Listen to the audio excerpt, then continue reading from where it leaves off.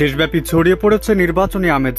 বড় বড় দলগুলো এরই মধ্যে নির্ধারণ করে ফেলেছে সম্ভাব্য প্রার্থীও। এরই মধ্যে ঘোষণা দিয়ে প্রার্থীর তালিকা প্রকাশ করেছে মাঠের রাজনীতির অন্যতম বড় দল বিএনপি। কিন্তু সবকিছু ছাপিয়ে আলোচনায় জুলাই সনদের বাস্তবায়ন আর গণভোট। জামায়াতের দাবি নির্বাচনের আগে গণভোট, আর বিএনপির দাবি নির্বাচনের দিনেই গণভোট হতে পারে। এ নিয়ে বিতর্ক চরমে। এমনকি জাতির উদ্দেশ্যে ভাষণে প্রধান উপদেষ্টা বলেছেন নির্বাচনের দিনেই হবে গণভোট। এখন প্রশ্ন উঠেছে, গণভোট বিতর্কের শেষ কোথায়? সবকিছু ঠিক থাকলে ফেব্রুয়ারিতেই হতে যাচ্ছে ত্রয়োদশ জাতীয় সংসদ নির্বাচন। কিন্তু গণভোট আর জুলাই সনদ বিতর্কে নানা রকম প্রশ্ন উঠেছে নির্বাচনী মাঠে। এরই মধ্যে 11 নভেম্বর রাজধানীর পল্টনে জুলাই জাতীয় সনদ বাস্তবায়নের সাংবিধানিক আদেশ জারি ও নভেম্বর মাসেই গণভোট আয়োজন, নির্বাচনের সবার জন্য লেভেল প্লেইং ফিল্ড নিশ্চিত করা সহ 5 দফা দাবিতে সমাবেশের আয়োজন করেছে যুগপৎ কর্মসূচি চালিয়ে আসা জামায়াত ইসলামী সহ সমমনা 8টি রাজনৈতিক দল। ওদের স্বপ্ন পূরণে পাশে থাকতে পেরে আমরা গর্বিত। সমাবেশে প্রধান অতিথির বক্তব্যে জামায়াত আমির ঘোষণা দেন নির্বাচনের আগেই গণভোট হতে হবে। এমনকি 26-এর নির্বাচন দেখতে হলে আগে জুলাই বিপ্লবের স্বীকৃতি লাগবে বলেও বক্তব্যে উল্লেখ করেন তিনি। যারা জুলাই বিপ্লব মানবেন না তাদের জন্য 26 সালে কোনো নির্বাচন নাই। আর জুলাই বিপ্লবের স্বীকৃতি দিতে হলে জুলাই সনদের আইনি ভিত্তি দিতেই হবে।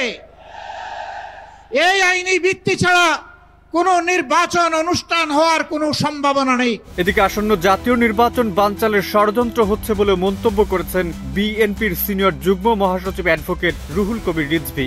12 নভেম্বর রাজধানীর শিল্পকলা একাডেমিতে এক আলোচনা সভায় তিনি মন্তব্য করেন। তিনি আরো বলেন, দেশের গণতন্ত্র পুনরুদ্ধারের প্রক্রিয়াকে বাধাগ্রস্ত করার জন্য একটি মহল সক্রিয় রয়েছে। তাদের মূল উদ্দেশ্য আগামী জাতীয় নির্বাচনকে বানচাল করা। অন্তর্বর্তী সরকারের সমালোচনা করে তিনি বলেন, সরকারের ভেতরে দুর্বলতা বা খুঁত আছে। এ কারণেই তারা আসল শত্রুকে চিহ্নিত না করে বিএনপির পেছনে লেগে আছে। এটি সরকারের পরিচালনার দুর্বলতাকেই নির্দেশ করে। জাতীয় নির্বাচনের আগে গণভোট করার কোনো যৌক্তিকতা নেই এবং সময় বা প্রয়োজনও নেই বলে মনে করেন বিএনপির স্থায়ী কমিটির সদস্য সালাউদ্দিন আহমদ। জুলাই সনদ, গণভোট সহ বিভিন্ন বিষয়ে গণমাধ্যম কর্মীদের সঙ্গে আলাপকালে তিনি কথা বলেন। সালাউদ্দিন বলেন, গণভোট আগে হওয়ার কোনো যৌক্তিকতা নেই, এখন সময়ও নেই, তাছাড়া প্রয়োজনও নেই। কারণ একই দিনে অর্থাৎ জাতীয় সংসদ নির্বাচনের দিনে যদি আমরা একটা ছোট্ট ব্যালটে এই গণসম্মতিটা নিতে পারি, সেটাই হবে সবচাইতে যৌক্তিক, প্রাসঙ্গিক, গ্রহণযোগ্য এবং অতিরিক্ত ব্যয় হবে না। এদিকে জুলাই জাতীয় সনদের আইনি ভিত্তি সহ 5 দফা দাবি আগামী 16 নভেম্বরের মধ্যে মেনে না নিলে প্রধান উপদেষ্টার বাসভবন যমুনার সামনে অনির্দিষ্টকালের জন্য অবস্থান কর্মসূচির হুঁশিয়ারি দিয়েছে জামায়াত ইসলামী সহ আন্দোলনরত 8 দল। 12 নভেম্বর দুপুরে 8 দলের শীর্ষ নেতাদের বৈঠক শেষে সংবাদ সম্মেলনে এ হুঁশিয়ারি দেন জামায়াতে ইসলামীর নায়েবে আমির অধ্যাপক মুজিবুর রহমান।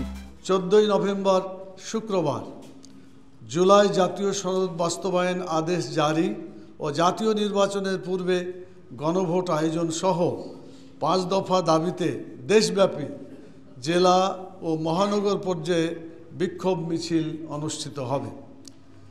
16 নভেম্বর রবিবার জনগণের 5 দফা দাবি মেনে নেওয়া না হলে প্রধান উপদেষ্টার কার্যালয় যমুনার সামনে অনির্দিষ্টকালের জন্য অবস্থানের কর্মসূচি ঘোষণা করা হবে ইনশাআল্লাহ।